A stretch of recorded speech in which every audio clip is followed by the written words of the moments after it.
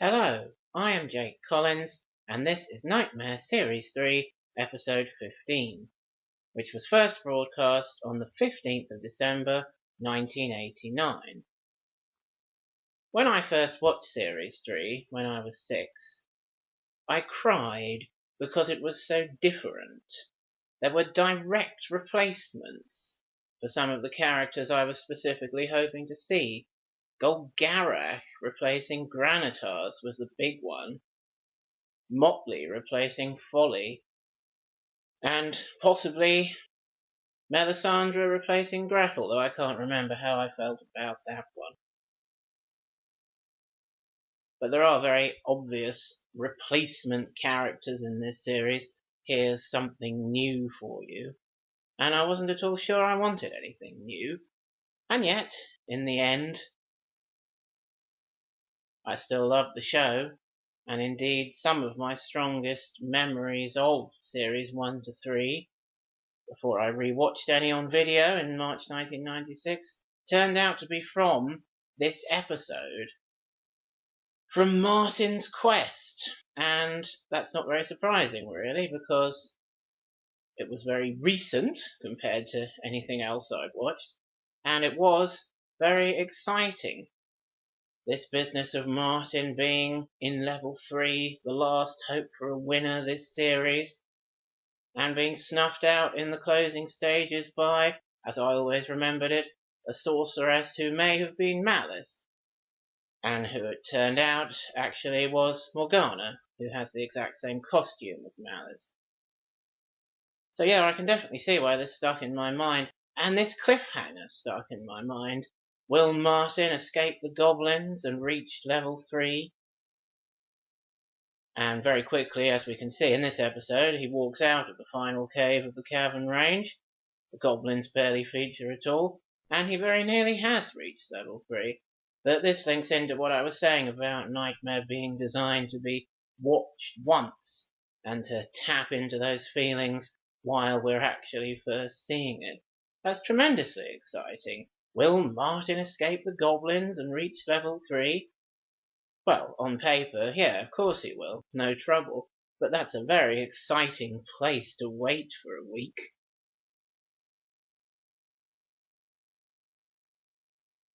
With the goblins dogging Martin's footsteps at the end of the cavern range, on the brink of travelling to level 3 for the third time in this series, and perhaps sneaking in a winner before the end. And we have a very brief appearance here from Paul Valentine as Motley, coming in to push the minecart, and there'll be more to say about Motley and Paul Valentine in other commentaries. Really, a third of Motley's total appearances are in this series, his first series, Series 3. He's a character that they struggle to use and sometimes don't bother to use later on. His tenure spans 6 series, from the first episode of Series 3 all the way through to the very final episode of Knightmare, Series 8, Episode 10. And yet, at this stage, as Martin takes this fantastic, exciting trundle down the mine shaft, Motley has already had fully a third of his total appearances. But we'll be seeing him over the course of the next 5 series, somewhat sporadically at times.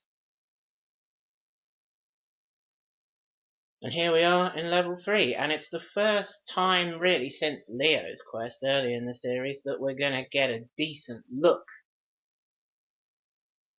at level 3 in Series 3. It was a very tantalising glimpse, as I said, with Ross. Now, in order to get this far, Martin's team has had a quest that has been totally pips, it has to be said, and if you listen very carefully to his advisors, they don't really have a lot of idea of what's going on, particularly the one in the middle. They're not really that strong a team, they're just strong enough to complete this very easy level 1 and level 2 to get through to level 3. Of course they have had to do some thinking and not make certain mistakes. It is a series where mistakes are penalised, as I was saying. They had to get their 2 out of 2 with Merlin in level 2, which they did. Their score of 2 with Golgaric in the level 1 clue room was really thanks to Martin. And Martin is really good as a Dungeoneer. He has quite an attitude and gets quite annoyed with his team at times for whispering, so he can't hear what's going on. He really wants to be involved in the quest and the decision-making process. Here's something that they're taking the chance to showcase for the only time. These level 3 dwarf tunnels. Of course, a different colour from the level 1 dwarf tunnels, blue or purple. Level 2, red. Here we've got dwarf tunnels that have been described as beige, gold, yellow. I like to say gold because that sounds rather grand and suitably special for level 3. Because as I was saying on my second commentary in this series of 16 commentaries, it is special to be in level 3 and it is exciting, even though not much actual quest might be going on. It's the impression it gives us and leaves us with that, wow, this is deep in the dungeon, this is unusual, this is very exciting. This is Knightmare at its best.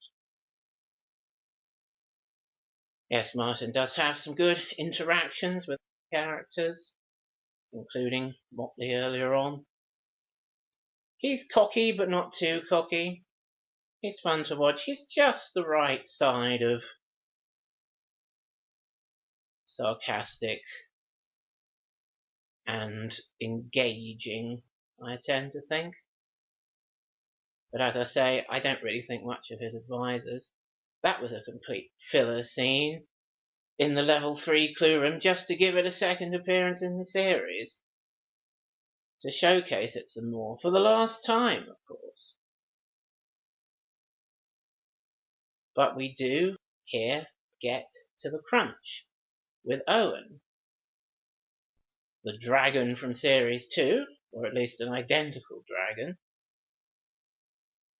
The gap in his floor has been filled in. He's got a new personality, a much friendlier one, and the voice of Clifford Norgate doing a Welsh accent. And yeah, this is make or break time. Martin's team has been good enough to complete a pretty easy quest. They have had some help in terms of things like their clue from Golgaric for 2 truths, leave the gold, with it you may not prosper, and they only needed the key anyway. But imagine if Kelly's team had got leave the gold, with it you may not prosper. Well, they certainly would have taken that wax crayon then, wouldn't they?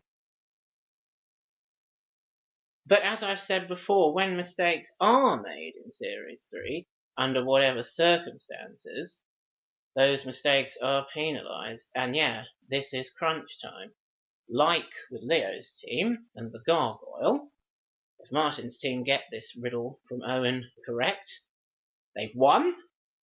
If they don't get it correct, they've lost. And that really is all there is to it. And exactly like with Leo, they can't get the answer. The stag, I think, is the giveaway. The stag beetle, everyone's heard of that, but perhaps it's hard to pick that out from the Hercules, the bombardier, the devil's coach horse, the caterpillar hunter, and actually think of stag beetle. And Tregard makes sure they get every chance, ask him to repeat it. But really, there's no extra help here. They're either going to get this and win, or not get it and lose. And of course, they don't get it and end up losing. Again, I found this very memorable from when I was 6 as part of the quest I particularly remembered failing in level 3 after having had that exciting temporal disruption with the goblins and the cavern range. This big brown dragon was there. They didn't answer its question or questions, just one question as it turned out to be, and so didn't have dragon magic to defeat Morgana. As I remembered it, Treguard really made it sound like dragon magic was the only thing that could defeat Morgana. I thought that added to her sense of power. I thought he'd said something like, "It takes dragon magic to defeat Morgana." You can infer that, if you like. Without dragon magic, I'm afraid you are no match for Morgana. But it doesn't have to be if you don't want that it actually specifically always takes dragon magic to defeat her. So I don't know if that was their intention or not, but it was the impression it left me with.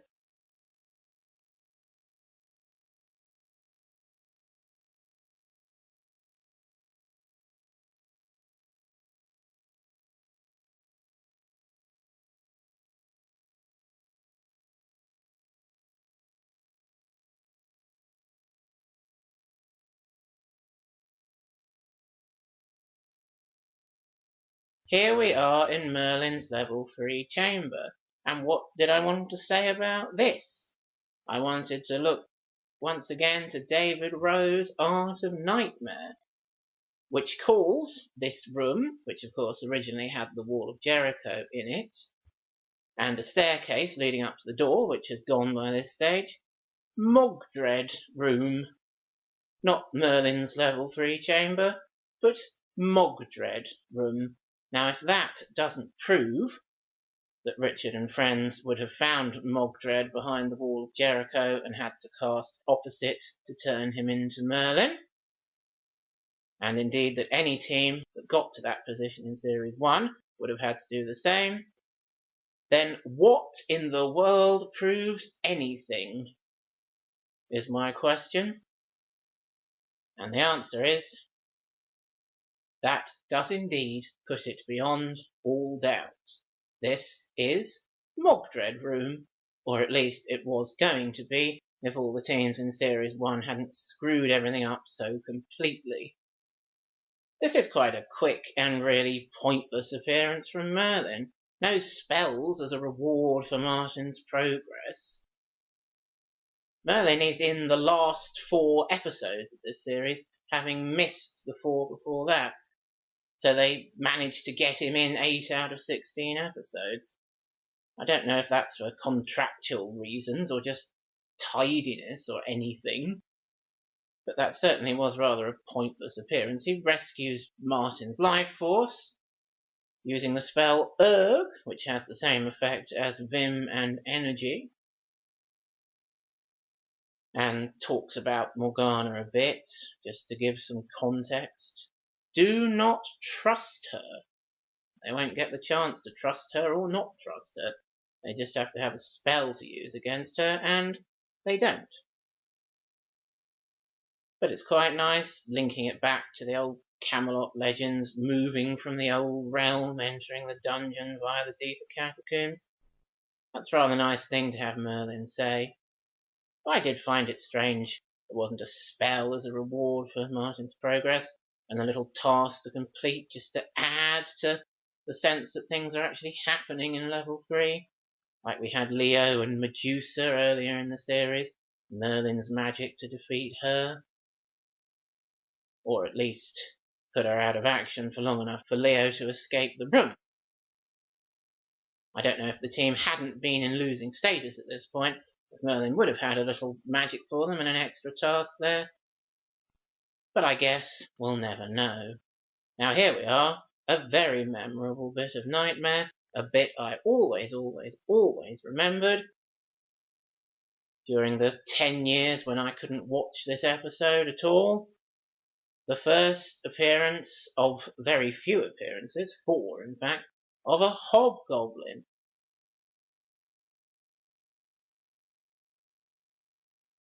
And here it is, and this sticks in your mind like nobody's business. Whoa, a massive goblin and a smaller goblin to give it some context. The tension is palpable. Tregard going, extreme warning, a hobgoblin. There it is, menacing Martin. That was exciting and nerve-wracking. And yet, when you stop and watch it on video, it's actually a kind of nothing scene because the hobgoblin does nothing. It doesn't even move once it's stepped into the shot. And that is Knightmare for you. It creates these impressions very, very strongly and very, very effectively. And they stay with you for 10 years. And then you start watching the episode regularly on video after that point, and it loses all its impact, really. But I can look back and remember how wonderfully exciting it was back then. I remembered that cat statue's fire shooting room as well from this whole sequence, which is an impressive looking puzzle, but a bit weird with the disappearing and reappearing floor that looks like it hasn't reappeared properly. But there we go, again, it's atmospheric, it's nice, it's unique to level 3. It's memorable. I also found this stained glass window bit memorable.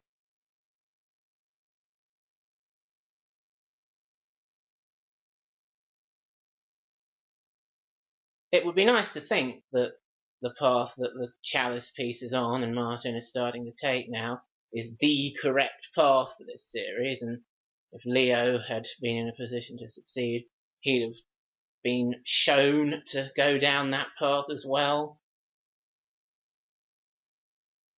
But if they had Leo's team randomly chosen that path, I'm sure they would have died anyway because they'd made the question mistake, and it's penalised and they die. Exactly as is happening to Martin here, at the hands of Morgana. Makes her appear, of course, very ruthless. She's struck again. She's snuffed out another quest in level 3. Very memorable, and, well, the last chance of a winner for the series down the drain. And that's not going to happen again, is it? We're going to get at least one winner per series, by hook or by crook.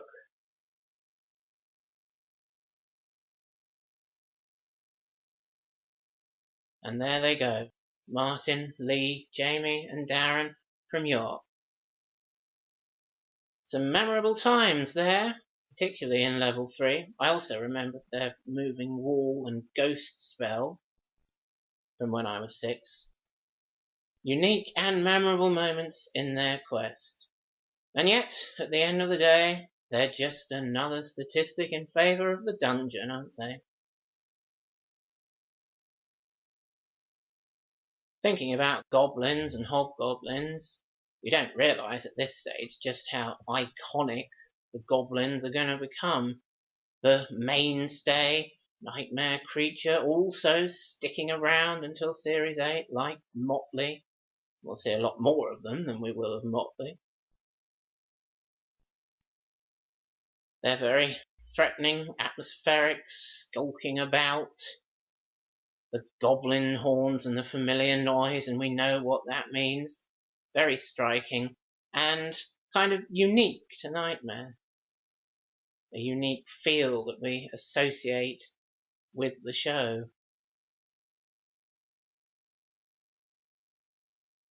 You never know what's going to become iconic. Knightmare itself, and within that, certain things that perhaps at one point were just very throwaway ideas, but goblins, they are certainly among the most memorable and iconic things. that came out of the show. I really like this 12th and final team of the series, Chris, James, Alex and Tim from Bristol. They are young, they are full of fun and enthusiasm. They actually make for a particularly entertaining final episode of the series with a team that's not ever going to win, I think. That's a highlight of Series 3 for me. A lot of the time I used to kind of drop off, stop paying attention towards the end of the series. There's no chance the team is going to win. But I actually really like this lot and enjoy their final episode and their discussion and their laughter and their fun. They don't always do the best brain work and miss some quite obvious things like spelling out shield, which is the object of their quest, on the bricked off window panel puzzle. But they do make very good viewing in my opinion. Chris and his Merlin steps, a great sportsman. Yeah, I really like them. And their journey through to the end of the series, particularly compared to journeys through to the end of the series that I do find rather boring. Karen's, Kelly's in Series 5, Chris's in Series 6. And let's not even mention Oliver in Series 8. Here we have Clifford Norgate as Hordris, really setting up for a big aspect of Series 4, making a pact, redeeming an object, mainly for Hordris, in return for magical aid. They really are only dipping the toe in the water with Hordris this series. He's only in 5 episodes of the 16, and of course in the end he'll be making his final appearance in Knightmare's final episode, just like Motley. At the start, with Leo, he's really an antagonist. He's a distinct shade of dark grey. He's definitely on the dark side in that appearance.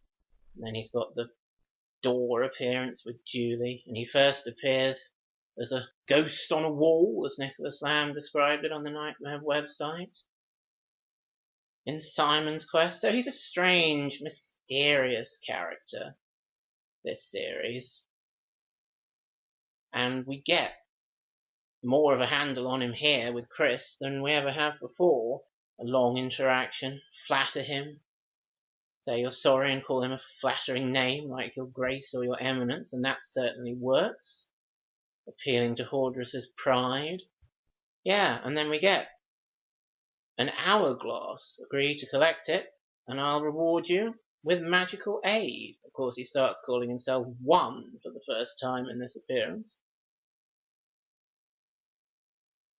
So a real prototype there for a big part of the next series, and that's where we get the cliffhanger, or indeed the cliff walker, if we look at that shot. You know, I spotted quite recently that Clifford Norgate and David Very never appear in the same episode. Isn't that unusual for 2 Knightmare actors appearing in the same series? Clifford Norgate, as I said, is in 5 episodes of this series. David Very is in 8. There are 3 without either of them, and never the twain shall meet. They're very happy with their cast process in this series. Treguard, the Dungeon Master, it's got a slash instead of a comma after Treguard. I don't like that, but I do like, then, cast in order of appearance. They like to have 4 actors in the episode, I noticed quite quickly when watching through Series 3. There are 2 episodes with 3 actors, 2 episodes with 5 actors, 12 episodes with 4 actors, and of course the 5s and the 3 balance it out at a mean of 4 actors per episode, in addition to Hugo Myers, of course, who's always in it. Well, that is quite neat. Thank you for listening to this commentary. Hopefully you'll join me again next time for a commentary on a series of Knightmare that I think is also quite neat. I'll be talking about Series 4, Episode 3.